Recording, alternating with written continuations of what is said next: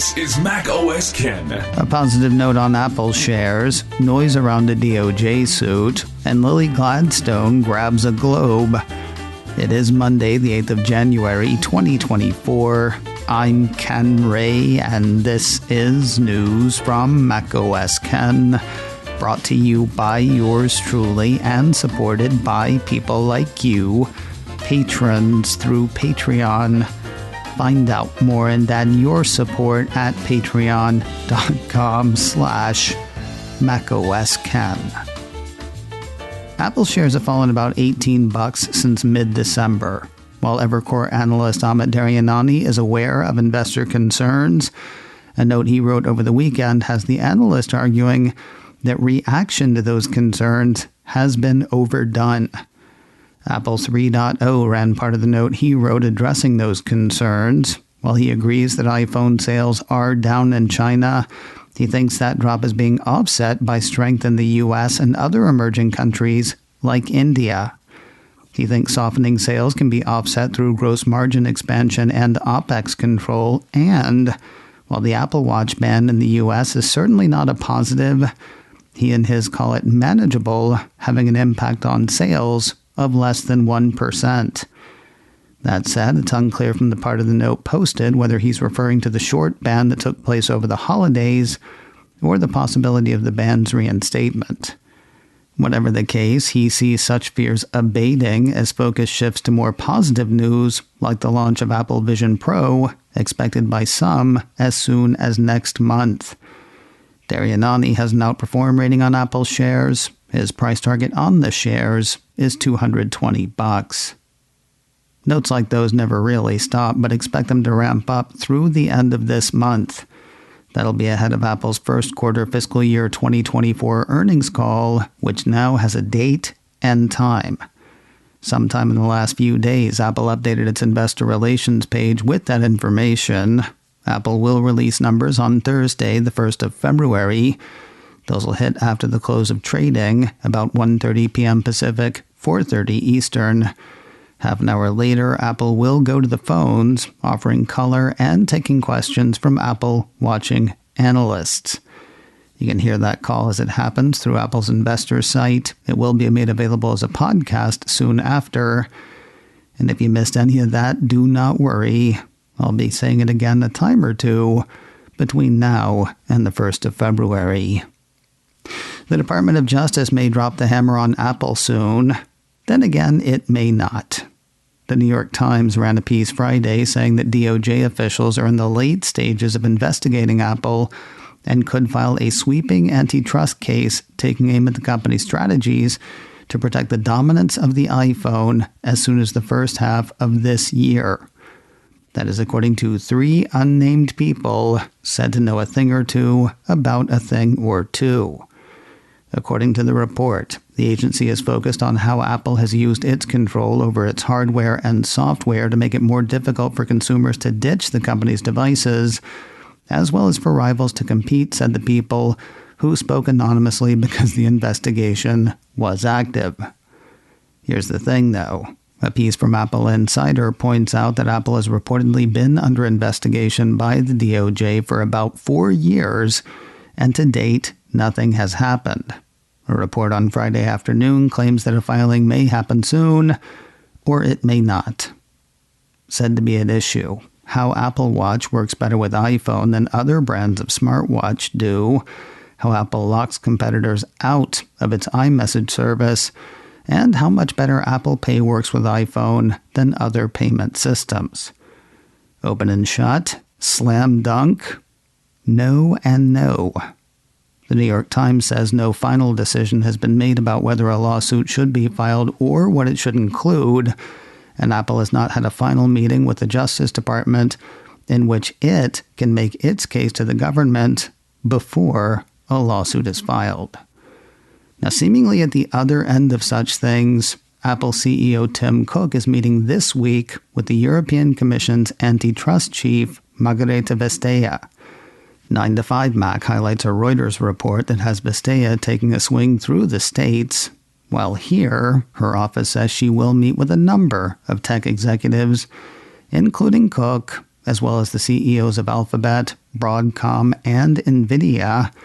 She will also meet with executives from OpenAI, including CTO Mira Murati and Chief Strategy Officer Jason Kwan.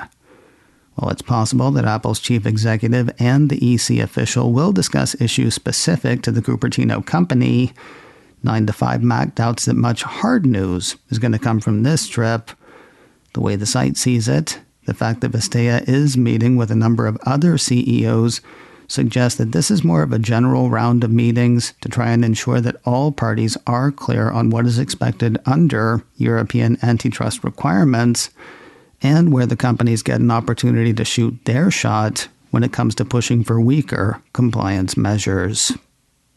While the adoption and use of artificial intelligence is getting more and more common with companies around the world, it is not yet business as usual as far as the Securities and Exchange Commission, or SEC, is concerned.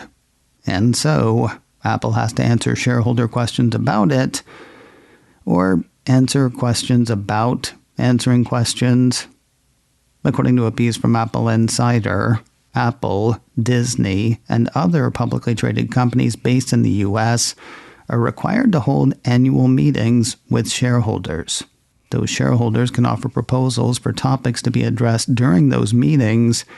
If anything comes up that the companies in question don't want to address, they can appeal to the SEC for permission to refuse any question it doesn't want to answer. This year, both Apple and Disney would rather not discuss AI with shareholders, but the SEC says they have to at least entertain questions raised. Highlighting a Reuters report, Apple Insider says the AFL-CIO filed requests with both Disney and Apple to report on AI. Specifically, the piece says the group's pension fund staff asked for a report on the use of AI in Apple's business operations and to disclose any ethical guidelines that the company has adopted regarding the company's use of AI technology.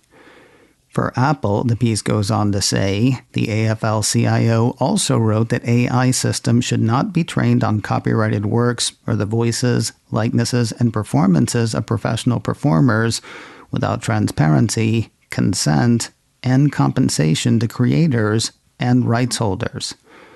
Apple and Disney each petitioned the SEC to be allowed to opt out of answering the AI issues. The Commission's answer? No dice. According to Apple Insider, the SEC has now replied to both companies denying the motion. In our view, the agency wrote, the proposal transcends ordinary business matters and does not seek to micromanage the company. If you're waiting for a payment as part of Apple's Batterygate settlement, you're likely not waiting much longer. Engadget says those payments have started going out to affected customers as of this past weekend. In case you have forgotten what this one was, the report says in 2020, Apple agreed to settle a 2017 lawsuit that accused the company of intentionally reducing older iPhones' performance without properly disclosing to consumers that it was doing so. Apple said it was doing that to keep phones with faulty batteries from randomly shutting down. Some customers accused Apple of throttling performance to nudge people toward replacing the slowed-down phones with new ones. While initial estimates had put the settlement payouts to consumers at around $25, Engadget says individual payments as high as $92 started arriving this weekend. Emeryville, California, your local Apple store is once again open for business. After 4 months dark, a piece from Mac Rumors says Apple Bay Street is once again lit up. Citing Michael Stieber's weekly Apple retail newsletter Tabletops, the report says the store has been closed for renovation since early September. However, it is currently unclear if the store will have any public-facing changes when it reopens, or if the renovations are limited to the back room area for staff members. Really? I guess regulars can find out today. Normal business hours resume with the store opening at 10 a.m. and closing at 8 p.m. every day, starting today, Monday, the 8th of January. Award season is in full swing. So far this year, that means at least a few for Apple TV+. Apple Insider ran a piece over the weekend covering the first of 2 nights of the Creative Arts Emmy Awards. Geared specifically for television, Apple took home 4 of those on night 1. They included 2 for Ted Lasso, with Outstanding Guest Actor in a Comedy Series for Sam Richardson, and Outstanding Original Music and Lyrics to Ed Sheeran, Foy Vance, and Max Martin for the song combo So Long, Farewell, A Beautiful Game.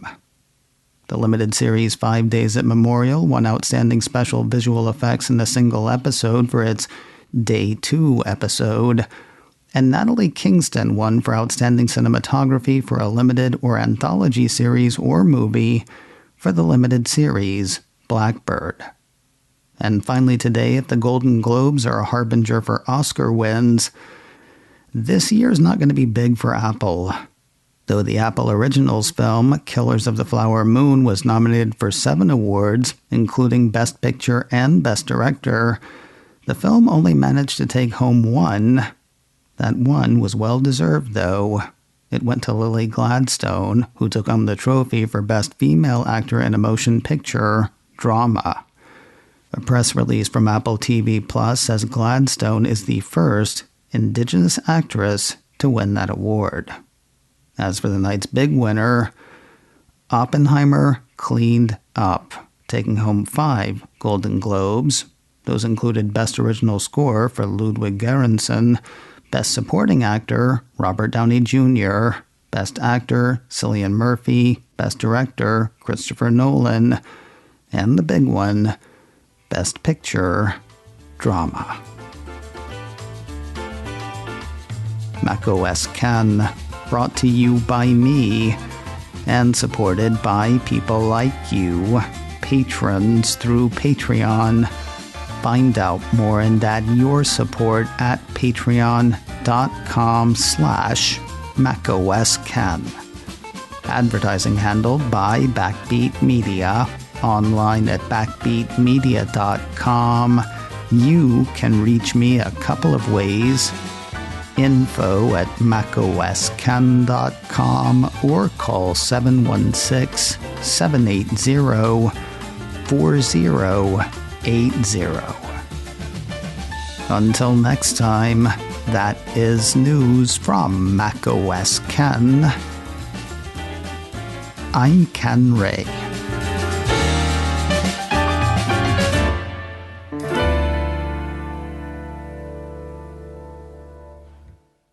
Ciao.